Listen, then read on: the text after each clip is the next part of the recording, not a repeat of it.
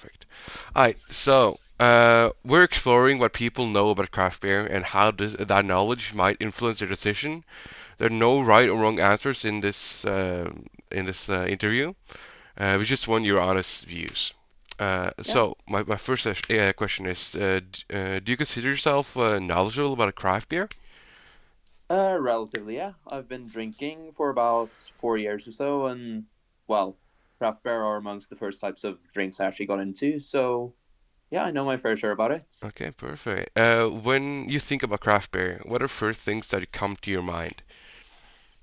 Um, I don't know, just good beers, quality made, usually either from local brewery or what do you call it, personal production or whatever. Mm-hmm. Um, I don't know, just quality artesian goods or whatever you call them. Yeah, okay.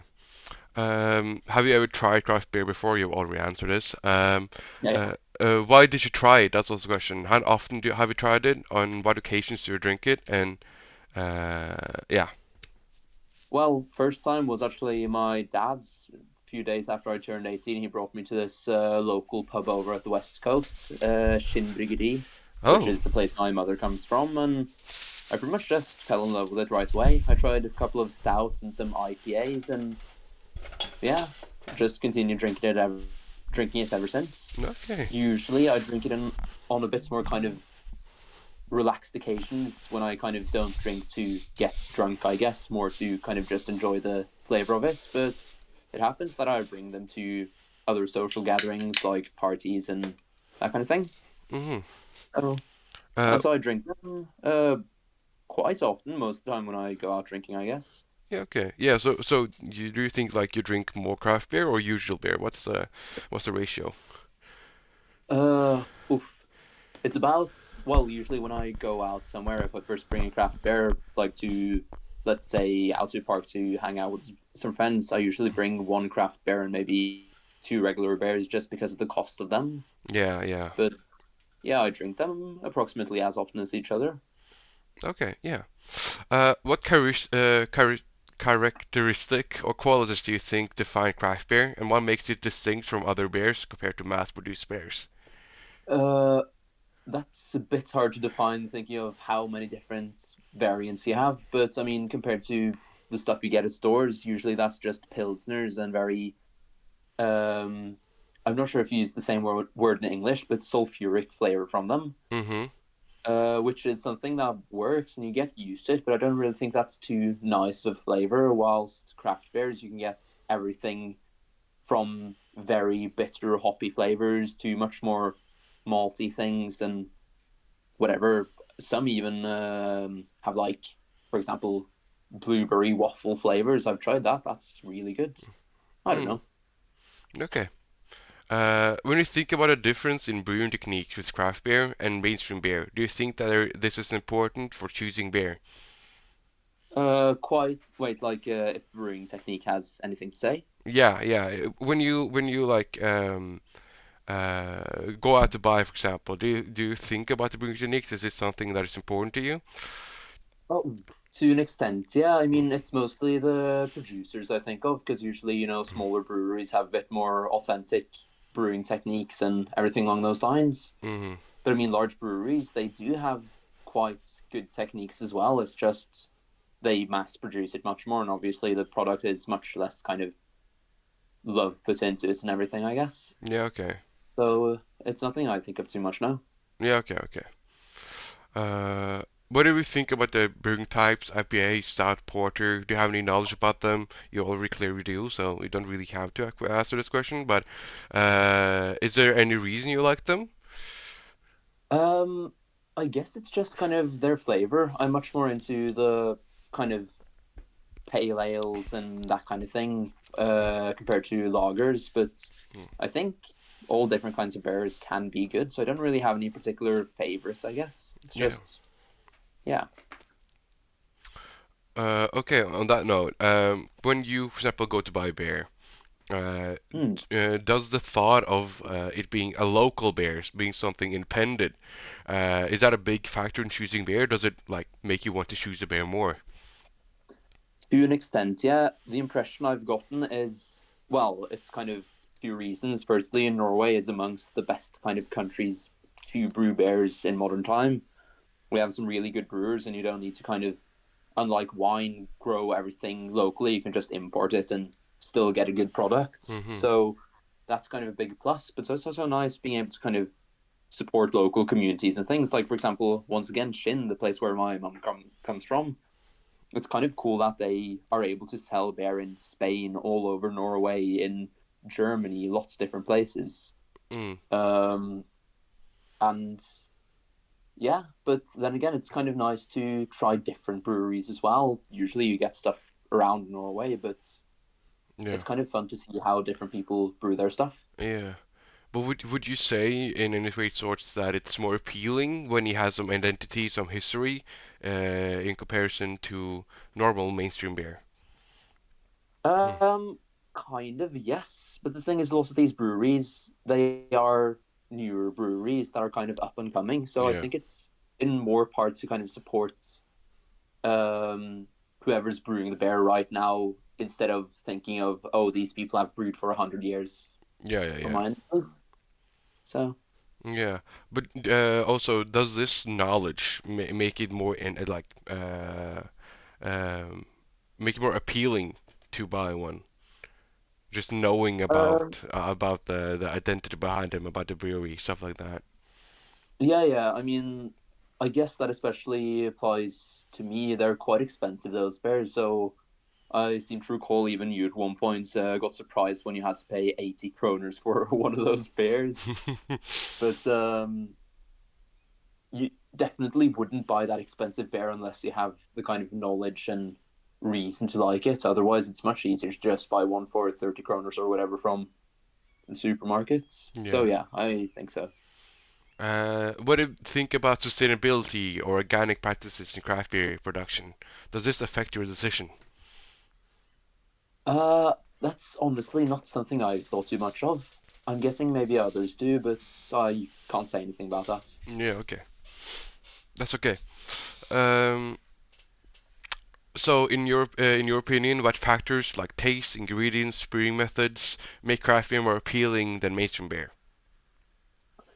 Um, I think it's primarily just the flavor and diversity, in my opinion. Yeah. Regular beers, I mean, it's at least, for example, in Norway, hard to tell two pilsners apart from each other, especially if you haven't been drinking them every day for the past 5 years. Mm, But craft beers have such a great diversity that I think there's something for almost everyone to like there, yeah. especially if you know, yeah. So once again, a bit hard to go too much in depth on, I Yeah. feel. No, of course. Does this knowledge influence your choice when buying beers? Yeah, probably. Yeah. I guess a bit the same as the earlier answer. So yeah. Yeah. Yeah, of course. Um, do you think knowing the beer characteristics would make you more likely to purchase that beer? Why or why not? Well, the thing with beer is it's if you don't know anything about what you're buying, it's a bit like a wine. You could expect anything. So yeah, that definitely does influence what I'm buying, and I guess it depends a bit upon if you want to have a completely new experience or if you want something that you know is good. Yeah. Once again, especially for these very expensive beers, I Mm. can see why someone wouldn't want to fork out almost 100 kroners, sometimes even more than that, for a bear they might think tastes disgusting. Yeah, no, of So, course. But on exactly that note, does your understanding of quality and ingredients relate to the price you're willing to pay? oh yeah, definitely. Yeah. Once again, like 100 kroners for a bear, sure you could add or argue that these are often stronger, sometimes up towards 10% alcohol, but I don't feel that that would be enough of a reason for me to spend that much money on bear. It's in large part because of the flavor and quality and everything you're buying with it. Yeah, of course. Have you ever been influenced to purchase craft beer based on information you saw on a label or in a store? Not really. It's honestly just from, or to an extent, once again, but it's my dad who's influenced me for the most part with Mm. different brands to try and that kind of thing. But I mean, a lot of craft beers have like really weird but experimental labels, I feel, and that kind of makes it a bit interesting to try them. The only problem is it could be a rubbish bear with a funny label or a really good one with a boring label. So Yeah. yeah. Okay. Um, how do you typically learn about craft beers? Through friends, stores, online reviews? You said your dad mostly. Is there any other channels? Yes, I actually did. Or we had this subject on my university 1.5 years ago, which was beer brewing. And obviously, I've learned a lot there. That was mostly about how you actually brew beer. So, well, I'd already delved a bit into that before, but that's kind of where I got a bit more confident in brewing beer and knowing actually how everything's made. Yeah. But otherwise, it's mostly just through speaking to other people. Yeah, I have a few friends who are into different beers as well. So, Yeah, yeah. okay. Do you feel that the way craft beer is marketed helps you understand its brewing process or ingredients? Um, Not really too much. Obviously, the ingredients, yeah, you can see them on the different labels, and well, yeah, but the marketing is very a bit more limited, I guess. That they might have, for example, apocalyptic thunder juice is the flavor. What's that supposed to tell you? Yeah, true. Yeah, okay, on this note, do you think because right now there isn't that much information about the different beers around here in Norway. Do you think that is holding back the purchases of craft beer? Most definitely, yeah. Yeah, And I feel a bit just the general kind of party and drinking culture in Norway, especially amongst youths, is very much holding it back because the impression I get is lots of people who drink a lot, well, alcohol is expensive in Norway. Obviously, you're going to go for the cheapest stuff if you just want to get drunk. But as soon as you get into your 30s, 40s, I get the impression that quite a few people are into either craft beers or wines. But yeah, it's more common to go for the wine direction. yeah, true, That could true. be, as you're saying, yeah. But Mm. I don't really have any proper guess. Yeah, yeah, because right now there's kind of a reach to if you like beer, if you like craft beer, if you're in this club where you have the information about this, you're kind of a hipster, this kind of thing. Do you think this also is ruining people's ability to get knowledge by the stigma? That might actually also be possible because you're right. There definitely is a bit of a stigma about craft beers being very hipstery, but then again, it's kind of. I don't think the people who would want to disassociate themselves from hipsters are the exact people who would be drinking these things in the first place. That's usually kind of the group of people I described wanting to kind of only drink as cheaply as possible, I guess. Yeah, okay. Yeah. No, I got it. Um, do I have anything more here for you? Oh, it's mostly about, for our sake, that um, knowing more about the bear makes like you said yourself that knowing more about the bear makes you more likely to buy the bear. Yeah. Yeah. Why do you think you would rather if you knew more about craft beer, why would you rather buy craft beer than normal beer or If I mainstream knew beer? more about it, Yeah, if or you knew more about it, what's the difference? Is it the quality? Is that the reason why? Or is it maybe something like you feel you have more knowledge about it, you feel more invested in it? I guess it's more along the lines of imagine if you've only ever eaten frozen pizza and suddenly discover Italian pizza. Yeah. It's kind of like when you first discover Italian pizza, you might eat frozen pizza from time to time, but if you get the option of choosing the one over the other, it's probably going to be Italian pizza most of the time. Yeah, And yeah, it's just, but once again, that's a personal preference. of It's course. kind of just, I've ended up really liking it and see no reason to turn back, but lots of people haven't discovered it. And a bunch of people prefer the cheaper, bit more mass produced option anyway. So, Yeah, yeah. yeah. No, it comes down to the person himself. Yes, of course. Mm. Well, what Well, information? Oh, sorry. oh no, I completely forgot what I was going to say now. That's Oh totally yes, I remember. okay. One thing I believe might actually hold back kind of. people exploring proper craft beers is these mass-produced beers. Usually they're just pilsners, but sometimes they make, for example, IPAs and Bayers and that kind of thing, Yeah. and they're quite rubbish as well. But I believe a lot of people get the impression that this is what craft beers are, which is just like a slightly crappier version of the already crappy pilsners, Yeah. and that might also be holding it back, bit back. But that's just a guess. So you made it in a way that their knowledge about craft beer is so limited that they think the bad mainstream craft beer in your terms, I wouldn't call it bad, but you get what I mean. Yeah, yeah. Is giving them a wrong picture. Yeah, like I've met a handful of people who, for example, say that they don't like IPAs, but they've only tried, for example, Hansa's IPA, Yeah. which is a very, very limited kind of impression of what IPAs are. And honestly, I haven't really tried any proper craft beer IPAs that taste anything similar to that. No, of course. And yeah, Yeah. but So anyway, notes. yeah. So just to paraphrase there, the limited information that they have is stopping them from understanding and buying proper or craft beer then. Yeah, Yeah. that's pretty much what I was thinking. Yeah. Okay. Thank you for that. That was actually really good. I Hmm. might even put that as a questionnaire in the survey itself. Um, Nice. what information would you like to know more about when it comes to craft beer? You already know a lot. This is also like meant for people who have no idea about craft beer. So just take that in mind. Um, but yeah, Um, yeah. Sorry. When you, for example, go to the store or something like that, because marketing right now is not really a thing that is possible by alcohol. But for example, would you like to see more of a list of how they brew their beer on the etiquette or something like that? If you get what I mean. yeah, yeah.